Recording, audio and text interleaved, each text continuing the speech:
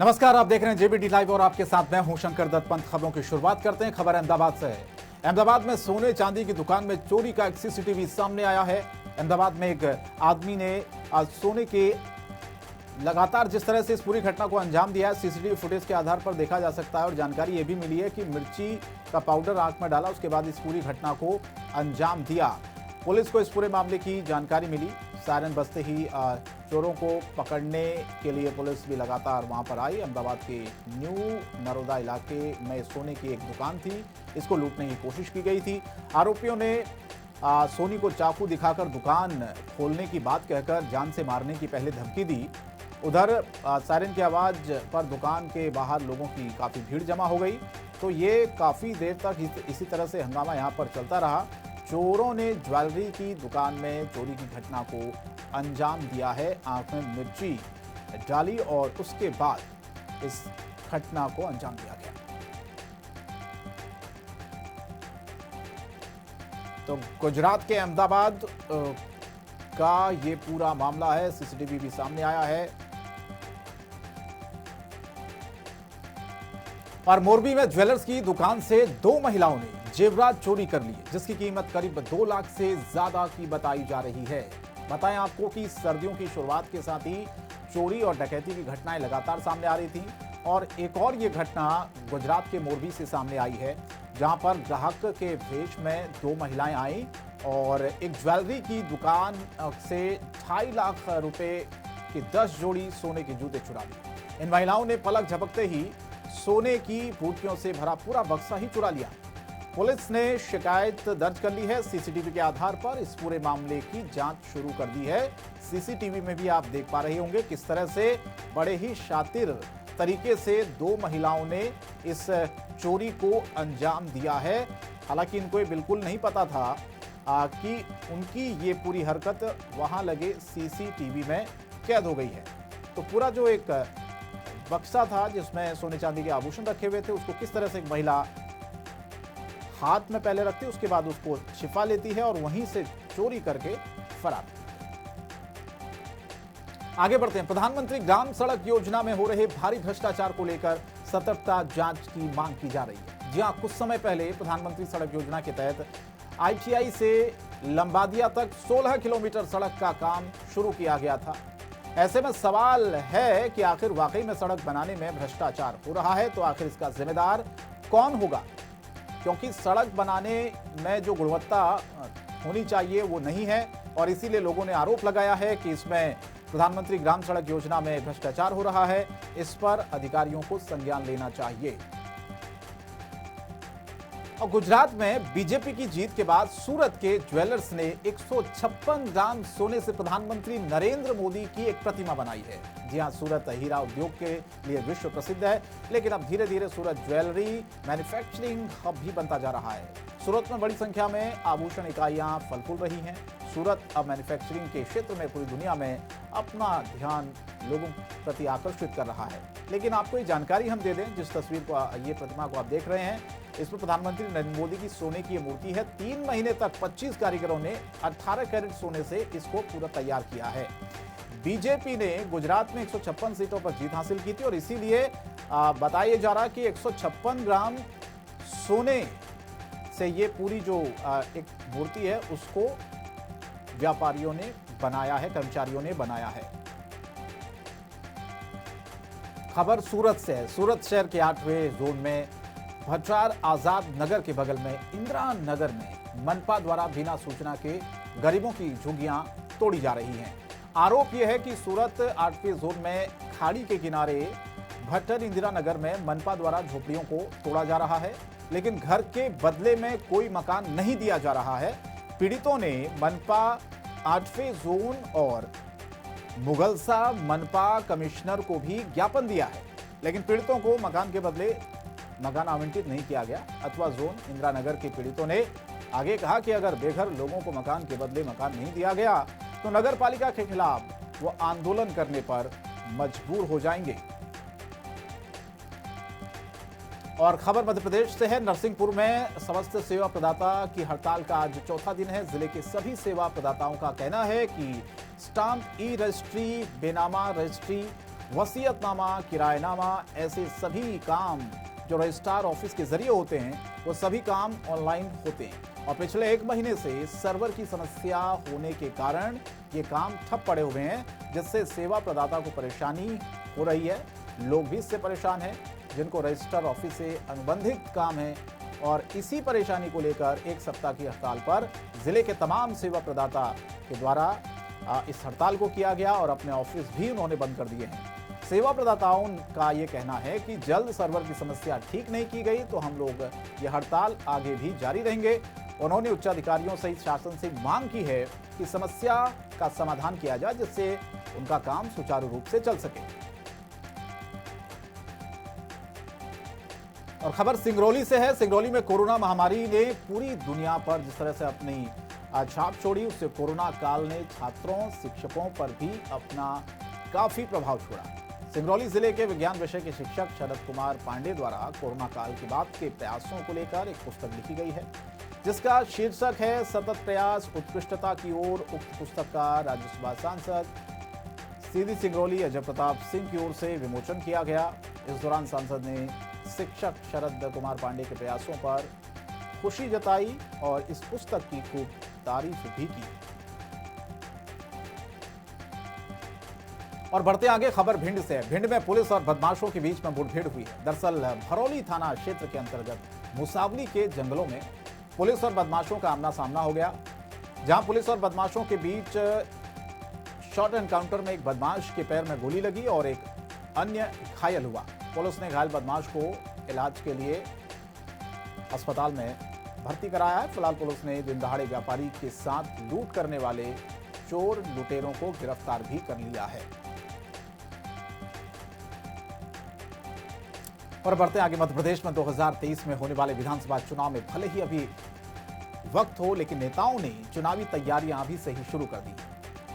बताएं कि एमपी के कुछ नगरीय निकायों में चुनाव हो रहे हैं, जिसमें प्रदेश के पूर्व सीएम दिग्विजय सिंह का गृह नगर राघोगढ़ भी शामिल है। राघोगढ़ नगर पालिका में चुनाव प्रचार के दौरान दिग्विजय सिंह के भाई और कांग्रेस विधायक लक्ष्मण सिंह ने गाना गाया था, केसरिया तेरा इश्क क्या पिया, जिस पर अब ज्योतिराज सिंधिया समर्थक मंत्री ने बड़ी बात कही है। मंत्री प्रद्युम्न सिंह तोमर से जब लक्ष्मण सिंह के गाने को लेकर सवाल किया गया तो उन्होंने चुटकी लेते हुए कहा कि वो केसरिया के पुराने साथी हैं, उन्होंने केसरिया की याद तो आनी होगी। केसरिया से प्यार है, उनको जो सत्य है वो सत्य बोला है। साथ ही उन्होंने कहा कि चुनाव के दौरान बाघोगढ़ में केसरिया ही परिणाम आएंगे जो सबको नजर ही आ जाएगा। सिंधिया समर्थक मंत्री का यह बयान तेजी से वायरल हो रहा है।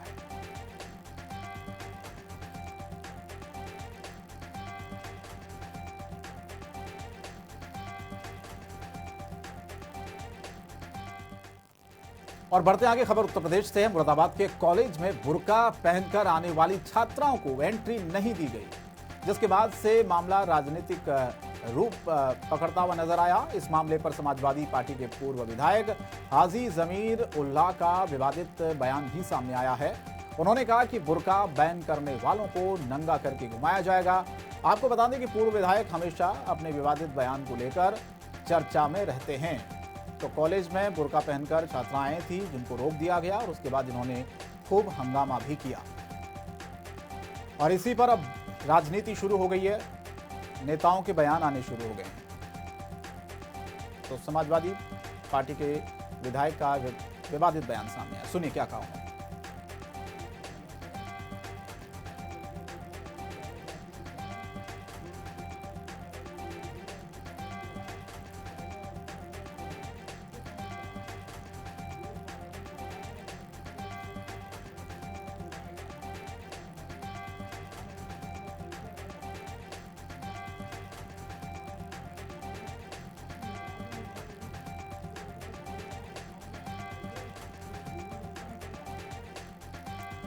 तो एक तरह से ये समर्थन किया है सभा के समाजवादी पार्टी के विधायक ने, कहा है कि हिंदुस्तान में बुर्का बैन क्यों किया जा रहा है। परंपरा उन्होंने बताई कि गांव में भी आज चली आ रही है, जो कि गलत है। लेकिन दूसरा तबका भी सामने आया, कुछ मुस्लिम जो छात्राएं, उनका कहना है कि एक जो ड्रेस कोड लागू है उसका पालन होना चाहिए। और जाहिर है कॉलेज में ड्रेस कोड होता है। जानकारी मिली है कि 1 जनवरी से इसे लागू भी कर दिया गया है। उसके बावजूद भी ड्रेस कोड का पालन अगर नहीं हो रहा है तो ये सवाल उठाता है। देवेंद्र परासर हमारे संवाददाता ज्यादा अपडेट के लिए हमारे साथ फोन लाइन पर जुड़ रहे हैं इसी खबर पर। देवेंद्र, ये जो मामला सामने आया है, कॉलेज में बुर्का पहनकर ये छात्राएं गई थी, बताया जा रहा है कि उनको रोक दिया गया। क्या था ये मामला, कब का है और अभी क्या कुछ इस पूरे मामले पर कॉलेज प्रशासन की तरफ से कहा गया? उन छात्राओं का क्या पक्ष है? दोनों तरफ पक्ष बताइए। जी आपको बता दूं कि ये जो विधायक हैं ये समाजवादी पार्टी के पूर्व विधायक हैं और ये अलीगढ़ से समाजवादी पार्टी के विधायक रहे और मुरादाबाद में कहीं छात्राओं को स्कूल में हिजाब के लिए रोका गया था, तो उस पर इन्होंने बयान दिया है कि जो रोक रहा है लड़कियों को हिजाब लगाने पर, पहले उनको नंगा करके घुमाया जाए, उनके कपड़े उतरवाए जाए। और निश्चित रूप से ये बयान बहुत शर्मनाक है। और ये जमीरुल्लाह जो विधायक है अलीगढ़ के, ये पहले से ही विवादित चेहरा रहे, पहले ही कई बार इस तरह के विवादित बयान ये दे चुके हैं। देवेंद्र, एक ड्रेस कोड होता है किसी भी कॉलेज किसी स्कूल का, वहां पर अगर नियम बने हैं तो उसमें राजनीति क्यों होनी चाहिए? क्यों इनको कहना पड़ा कि भाई बुर्का पहनकर जो आ रही हैं उनको आने दिया जाए, उनको रोका नहीं जाए? क्योंकि एक ड्रेस कोड है। इस ड्रेस कोड अगर लागू वहां पर है, जो जानकारी हमें मिली है इसके बारे में थोड़ा विस्तार से बताइए कि वाकई में अगर ड्रेस कोड कॉलेज में लागू है, उसके बावजूद भी छात्राएं वहां पर बुर्का पहनकर जाने की कोशिश कर रही हैं, तो जाहिर है उनको रोका जाएगा। और उसके बाद इस तरह की बयानबाजी करना ये क्या दिखाता है? निश्चित रूप से वहाँ स्कूल में ड्रेस कोड था और स्कूल प्रशासन ने यही कहा था कि जो भी छात्र या छात्रा है वो ड्रेस कोड के अंदर ही आएंगे, लेकिन वहाँ कुछ मुस्लिम लड़कियां बुर्का पहन करके गई थी, उसका स्कूल प्रशासन ने विरोध किया था कि सारे बच्चे जब ड्रेस कोड पहना तो आप भी ड्रेस कोड पहनेंगे, उसका विरोध किया गया था। उसके प्रत्युत्तर में जमीरुल्लाह जो अलीगढ़ के विधायक हैं, इन्होंने ऐसा शर्मनाक बयान दिया है कि जो रोकेगा, जो हिजाब पर पाबंदी लगाएगा, पहले उसको नंगा किया जाएगा, उसको उसके कपड़े उतरवाए जाएंगे। इस तरीके का शर्मनाक बयान उन्होंने दिया है। और मैं आपको पहले बता चुका हूँ सवाल क्या जो छात्राएं वहां पर पहुंची हुई थी, जी, जो छात्राएं वहां पर पहुंची हुई थी उनको कॉलेज प्रशासन ने रोका। उसके बाद कुछ छात्राएं बताया जा रहा है कि इस बात के समर्थन में थी कि भाई ड्रेस कोड अगर लागू है तो उसका सबको पालन करना है। जी, उन छात्राओं को आपत्ति नहीं थी, उन छात्राओं ने कहा कि हम पालन करेंगे, लेकिन इन माननीय को यहाँ पर इतनी दूर अलीगढ़ में इनको आपत्ति थी कि छात्राओं को क्यों रोका गया। ये हमारा क्यों नहीं है? ये फिर कौन छात्राएं हैं? इन छात्राओं को फिर कौन बरगला रहा है देवेंद्र, जो ड्रेस कोड लागू होने के बावजूद भी जबरदस्ती कॉलेज में घुसने की कोशिश कर रही हैं? कौन सपोर्ट कर रहा है इनको? चलिए, धन्यवाद।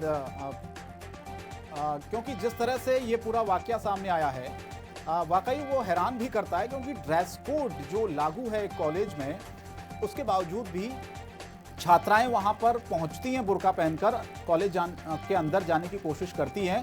जब कॉलेज प्रशासन उनको रोकता है तो उसके बाद हंगामा होता है। तो हैरानी इस बात को लेकर भी होती है कि आखिर इस पर पॉलिटिक्स क्यों हो रही है, क्यों बयानबाजी नेताओं की इस पर हो रही है। आगे बढ़ते हैं, कुछ और खबरें दिखाते हैं। यूपी के आबकारी मंत्री नितिन अग्रवाल ने सपा अध्यक्ष पर निशाना साधा है। नितिन अग्रवाल ने कहा कि अखिलेश यादव को बीजेपी सीरियसली नहीं लेती है। बड़ी बात कही उन्होंने। इसके साथ ही उन्होंने ये भी कहा है कि अखिलेश यादव यूपी संभाल नहीं पा रहे हैं और तेलंगाना में रैली कर रहे हैं। आबकारी मंत्री ने अखिलेश यादव को सलाह देते हुए कहा कि तेलंगाना जाने की बजाय प्रदेश में अपनी पार्टी संभाले अखिलेश यादव।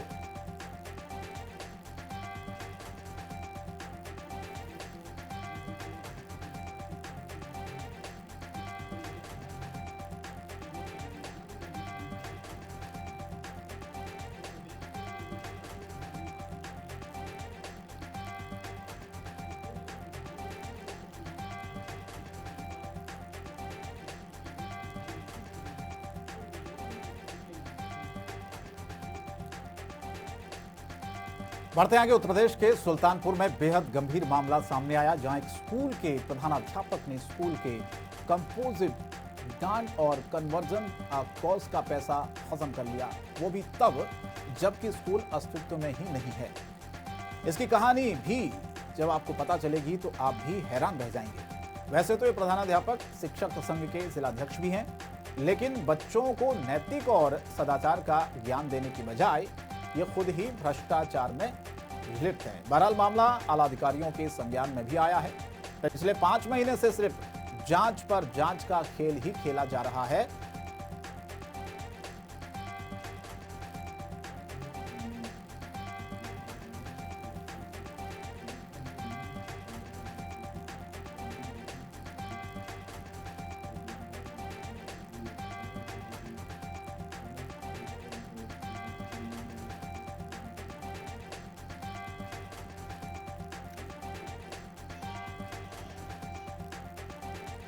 और यूपी के सिद्धार्थनगर के भावनापुर ब्लॉक में करीब 2 करोड़ रुपए के फर्जी भुगतान का एक मामला सामने आया है। बड़ा आरोप है कि भावनापुर ब्लॉक के पंचायत सदस्य और बीजेपी के पूर्व मंडल अध्यक्ष अमरनाथ सिंह ने आरोप लगाया, जिसमें अमरनाथ सिंह ने कहा कि भनवापुर ब्लॉक के कई गांव में एक नाम से 5 से ज्यादा आईडी जनरेट करके बिना काम कराए फर्जी भुगतान हो रहा है, यानी कि काम नहीं कराया गया, फर्जी तरीके से भुगतान हो रहा है। इस मामले में डीएम संजीव रंजन ने कहा कि शिकायत मिली है और इस पूरे मामले की जांच होगी। यूपी के आगरा में शहरी लोकसभा क्षेत्र की द्वितीय सांसद खेल स्पर्धा की शुरुआत G20 मैराथन दौड़ के साथ शुरू हो गई है। बता दें आपको कि भारत को G20 की अध्यक्षता मिलने और सांसद खेल स्पर्धा के तहत G20 मैराथन दौड़ का आयोजन किया गया। इस दौरान मुख्यमंत्री योगी आदित्यनाथ ने वर्चुअल रूप से जुड़कर एक संदेश भी दिया। मुख्यमंत्री योगी आदित्यनाथ ने अपने संदेश में कहा कि पिछले 8 सालों में भारत ने विकास की नई ऊंचाइयों को छुआ है।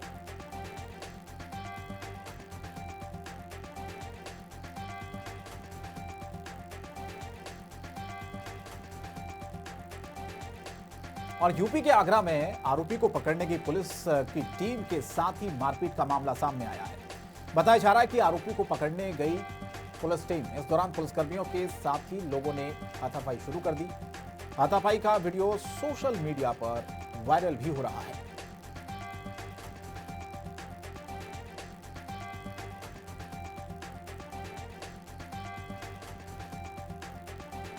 तो दबंगों ने, कुछ दबंग थे जिन्होंने पुलिसकर्मियों के साथ मारपीट की है। आगरा का ये पूरा वाकया बताया जा रहा है। हालांकि सोशल मीडिया पर ये जो वीडियो है वो तेजी से वायरल भी हो रहा है।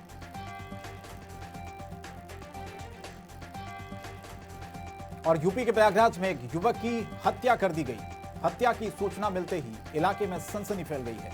माना जा रहा है कि पारिवारिक विवाद के चलते इस हत्याकांड को अंजाम दिया गया। फिलहाल पुलिस इस मामले की जांच कर हर एंगल से इस पूरे मामले की जांच कर रही है। आरोपियों को जल्द गिरफ्तार करने का दावा भी किया जा रहा है। अब देखना होगा कि कब तक आरोपियों की गिरफ्तारी हो पाती है। और फिलहाल इस बुलेटिन में इतना ही। जीबीटी लाइव पर खबरें लगातार जारी रहेंगी। नमस्कार।